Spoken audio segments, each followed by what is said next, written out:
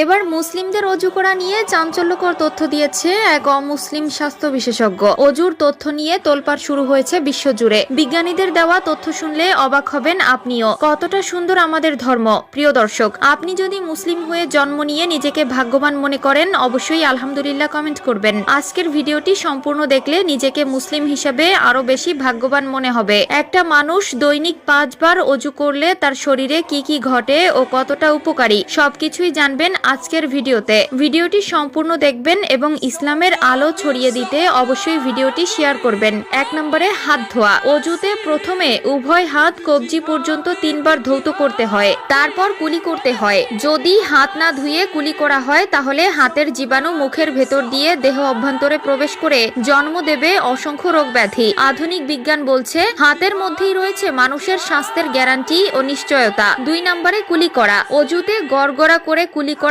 সুন্নাত। চিকিৎসা বিজ্ঞানীরা বলছেন দাঁত ভালো থাকলে স্বাস্থ্য ভালো থাকে। কুলি করার দ্বারা দাঁত পরিষ্কার থাকে এবং পায়রিয়া রোগ থেকে মুক্তি পাওয়া যায়। তাছাড়া গড়গড়া করার দ্বারা টনসিল ও গলা ব্যথার অসংখ্য রোগ থেকে মুক্তি পাওয়া যায়। 3 নম্বরে নাকে পানি দেওয়া। নাক হলো শ্বাস গ্রহণের একমাত্র পথ, আর যেই বাতাস থেকে শ্বাস গ্রহণ করা হয় তার মধ্যে লালিত পালিত হয় অসংখ্য ধ্বংসাত্মক জীবাণু, যা নাক দিয়ে ভেতরে প্রবেশ করে। অনেক সময় নাকের ভেতরে জীবাণু প্রবেশ করে আটকে থাকে, সুতরাং নাকের ভেতরে পানি দিয়ে ঝাড়া দিলে তা বের হয়ে যায়। তাছাড়া নাকে পানি প্রবেশ করালে মস্তিষ্ক সজীব থাকে, দৃষ্টিশক্তি প্রখর হয় এবং সাইনাসাইটিস রোগের উপশম হয়। 4 নম্বরে মুখমণ্ডল ধৌত করা। বাতাসে অসংখ্য রোগ জীবাণু উড়ে বেড়ায়, যা চর্ম চোখে দেখা যায় না। আমাদের মুখমণ্ডল যেহেতু অনাবৃত থাকে, তাই সেসব জীবাণু মুখে এসে জমে। স্বাস্থ্য ও সৌন্দর্য বিশেষজ্ঞগণ বলেন প্রত্যহ বারবার চেহারা ধৌত করা সৌন্দর্য ও সুস্বাস্থ্যের জন্য খুবই ফলপ্রদ। 5 নম্বরে কনুই পর্যন্ত হাত ধোয়া। এতে হাতের মধ্যে রক্ত চলাচলের গতি বৃদ্ধি পায় এবং হাতের মাংসপেশি শক্তিশালী হয়ে ওঠে। তাছাড়া হাতের শিরা উপশিরার সঙ্গে সারা দেহের শিরা উপশিরার সংযোগ রয়েছে।